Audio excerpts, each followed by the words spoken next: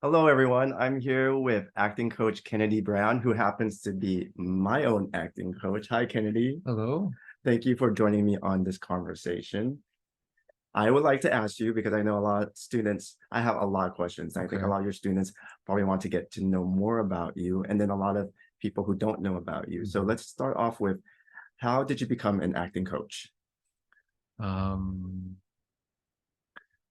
that's a good question. I think I was always interested in teaching. Um, but I was obsessed with acting. Uh, I acted for quite a few years, and um, during that period, forgot all about that impulse I had to be a teacher. Uh, and Teaching for me really was something that I started to do because I needed a break from acting. Hmm. Uh, I found that, as an actor, a lot of times if you're not acting, you feel like, who are you or what are you? So I was always looking for the next job as an actor. Uh, I'm not so sure I knew what burnout was, but you get burnt out. And During that period, I would say, well, what else can I do? And I started to teach. And As I started to teach, slowly that realization came back to me that um, this is something that I'd always planned to be or wanted to be. And so it felt like things had come kind of full circle in a way. I didn't know if I would last as a teacher or not, just because I approached it the way I approached my acting, which was rather obsessive. That same energy that I put into acting that led to burnout is the same energy I put into and passion I brought to teaching. So I thought maybe teaching wasn't for me, but um, uh, I did feel a great deal of fulfillment, and by that I mean, as an actor, sometimes you wonder, I know I need to act, but what good am I doing in the world? Hmm. Uh, Giving life to characters is a beautiful thing, and I think you can go down that road and say, well, it is doing some good, and it is entertainment, and it is art, and people need this.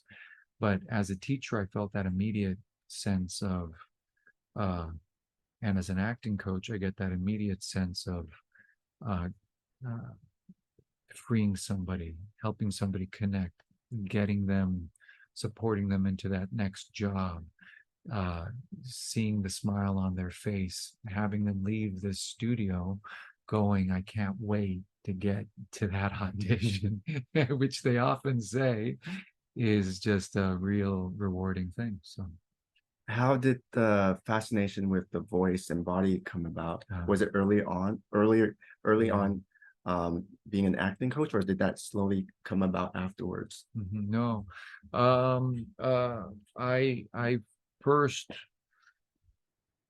when I was an actor, again, going back to my acting experience, the way I like to support myself was to take voice classes and movement classes.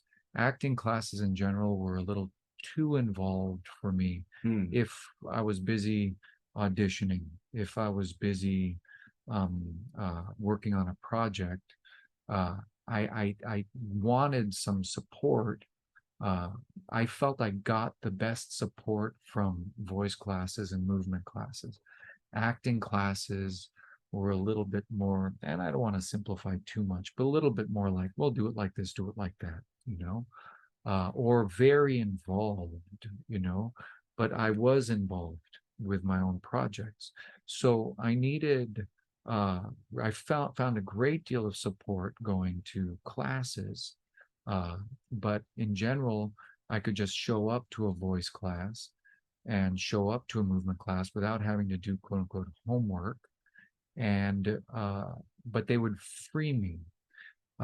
They would open me up energetically, focus me mentally, psychologically, allow me to process my week and make me feel really ready to act, so that when I went back to my material, I had a sense of freedom, had a depth of connection that I felt was really valuable for whatever I was doing. And so for me, that's where I found my support, and I developed those areas quite a lot. Uh, yeah. And is that, and from there, where it came from your core, you've Mhm. extended in your methods of teaching the link between the voice and the body. Yeah. Yeah. Let's Mhm. talk about your upbringing, because Mhm. the methods, when you teach the work, it's a lot of integration of like cultures, and a fascination of like the Mhm. languages. And Uh-huh. where were you born? So I was born in Singapore, and that was yeah, I was born in Singapore. My family, my parents met living overseas. They're American, and started their family overseas with my older brother, and uh, continued to live overseas and work overseas, and that's how I grew up. What were your fond memories growing up overseas? Well, fond memories. If you have the luck to grow up in Asia, I think it's the food, to be honest. Uh, Really, just a lot of. I mean, still my family's like that, but uh, you know, I also grew up in Malaysia, and just the call to come eat is makan, Mm, you know, makan. makan, and that we still use in my family, and it's come to eat. But the quality of food in Southeast Asia is just incredible. um but also, I think that growing up living what we could call the expatriate life, it's Mm, oftentimes referred to as, you go to smaller schools. The schools are always international. People from, Australia, Europe, different places in Asia, um, and um, the community is incredibly tight, uh, and sometimes you blend more with the local culture, but that school community, the expatriate community, the international community, um, uh, there's a lot of differences in those people, but there's also a real depth of connection between those people, and I think that that's a big thing that I think I do bring to a lot of the work that I do. This word community comes up. yes, definitely. That's why I wanted to ask Mhm. about your upbringing, Mhm. because like in your work, well, with the work that I did, you Mhm. have different cultures in your class, but then the methods that you teach, like the rasas, it's comes um Mhm. from a culture. Uh-huh. Yeah. And also working in different parts of like internationally. You've worked in Mhm. Mexico, you worked Mhm. in Mhm. Thailand, Mhm. so you have a sense of languages Mhm. and a Mhm. fascination of Yeah. languages. Am I right? Yeah. I don't speak Thai, by the way. I mispronounce any word that I try to speak in Thai, but I do speak Spanish, and I lived in Mexico growing up as well. Um, uh, the it's just again, this goes back to growing up living in international countries. Uh, I always say that I felt the biggest culture shock I ever had was moving to the United States to go to college. And there's an odd thing that if I'm in a different country where I don't necessarily know the language, I have a great deal, deep sense of feeling comfortable with that, Mm, that I know how to navigate that. And so that being said, going abroad to teach feels like a very natural thing for me to do. Um, there is a different aspect to this, that I do think that the work that I do, the somatic based physical acting work that I do, is growing a lot in Los Angeles, growing a lot in the United States, in New York as well. Um, uh, and that it's great for me to share this with these other communities where the acting world is growing quite a lot. The Yes. way that the acting work with these platforms has been expanding, and the way the quality of the writing has been changing in terms of not just soap operas and melodramas, but really wanting to watch different kinds of material. That the idea of sharing these techniques and the way we approach contemporary actor training in LA and New York City, uh, it's a wonderful thing for me to share. I find that people really benefit from it. So it's kind of, I think it's where the industry is at these days. It's growing all around the world, and I feel comfortable in that setting. So, Well, the world's a lot smaller now in terms of yeah. content and in terms of talents as well. Like the Mhm. world's a lot closer because like now you Mhm. have platforms that brings people closer through what we Mhm. watch, like Korean dramas or Thai Mhm. content or like Mhm. content from Mexico. Um, Mhm. my next question is, can you kind of do a quick sort of summary of the methods that you provide? Uh-huh. Um, you know, a quick summary would be uh, that yeah, my approach is, and I think it's not my approach, right? I teach techniques that are established by wonderful teachers and mentors to me. I want to honor that. Uh, but where I come in is my experience as an actor, my knowledge and understanding of contemporary acting technique. I worked at the Stella Adler Academy for many years. I mean, uh, over 20 years, easily. And um, but bringing physical approach to acting, bringing the somatic training, bringing breath work and voice work, and what that means in terms of script, and what that means in terms of language, and marrying them together. So it's it's bringing the physical actor acting training to the contemporary acting technique. And what actors find is that it's basically so much psychological realism, Stanislavski-based contemporary acting technique work, is very heady, psychologically based. And with the physical work and the breath work that I do, it brings the actors more into an organic connection with it and frees up their impulses with it so that uh, they engage in a more visceral way uh, with that technique. You've worked with actors like all around the world, Mhm. and what are like the differences and similarities that you see from your experience, like working with different cultures of talents? Hmm. Similarities that I see. Uh-huh. Is language a barrier? Well, for example, no. Uh, when I teach in different cultures, the cultures have a very different feeling. The room is different if I'm working with a group of actors. Uh, but yeah, something happens where then all of that goes away and we're just connecting with the work. And I really love that.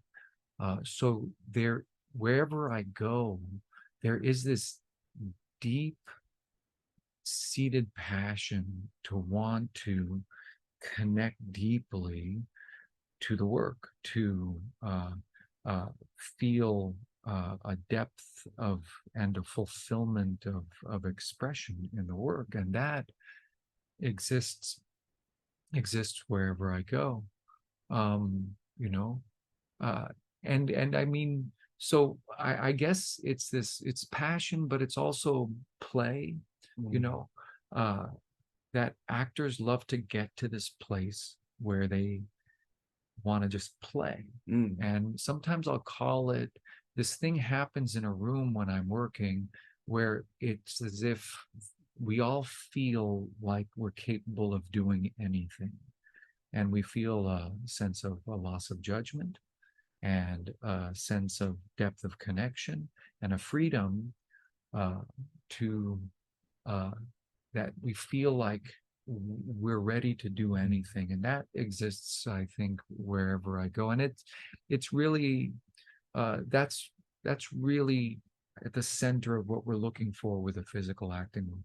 So more or less the commonalities are more similar than they are different, because I at the think core of it, so. it's like same. Yeah, The drive to want yeah, to I'll learn. say It's just that. like the initial walking in, and the energy is Yeah. definitely different because of the cultures. Mhm. But once you break through that, then it's the same Yeah. foundation. So, for example, sometimes I'll get a call from, say, another teacher that I'm mentoring or something like that, uh, or an actor who's going to be working with a well-known actor, and I'll remind them of this. I'll say, they'll say like, "What do I do? What do I do? What do I do?" I'll say, and I know that there's, if anybody watches this who's worked with me, because I give this speech a lot of time, that I know that, for example, there was an actor who recently said, I can't believe I'm going to be acting with this lady, uh, who's in this series with me, because it's my mother's favorite actor, you know. And I said, don't worry, once you start acting, uh, every actor really is just a child in their heart, and acting is what they love doing the most, and just connect on that level, and it always happens. um, Okay, now let's throw you some questions I know a lot of people would want to know. okay. If an actor who is not based in LA Mhm. wants to make a move here, what would your advice be? Uh-huh. um well, you know I think that the advice is, for LA. Okay, I'm doing some quick thinking here, uh, because obviously there's, you know, what advice can I give? Basic LA advice is, if you come to LA and you're an actor, be focused on acting.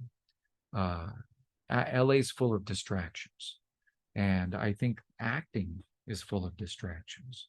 Uh, um, uh, your career doesn't move forward by going to parties. Your career doesn't move forward by, uh, you know, I don't know, living in LA. You've got to really focus on growing as an actor.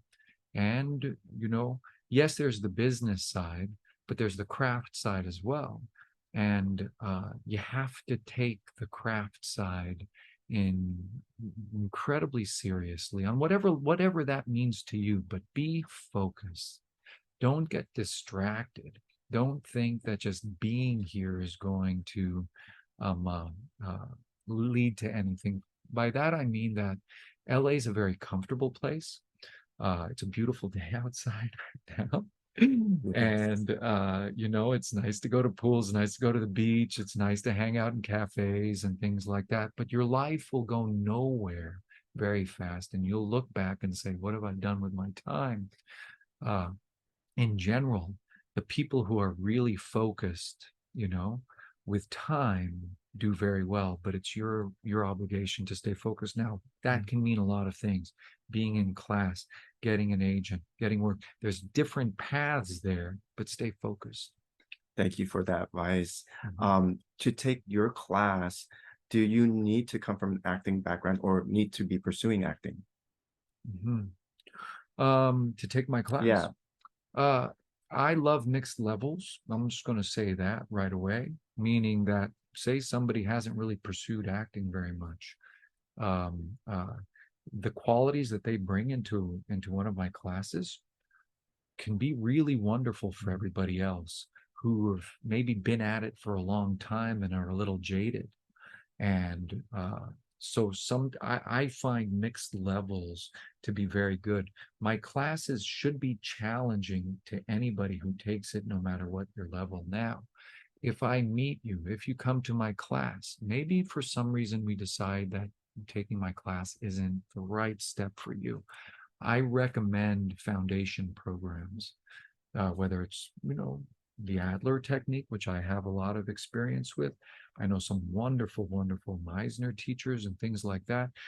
People who will give you an approach with just a technique that's an established technique that gives you some understanding how to be an actor, approach your acting, deal with a script, develop circumstances. And many times people who start taking my classes, I then say, take some of these classes for a while and then come back.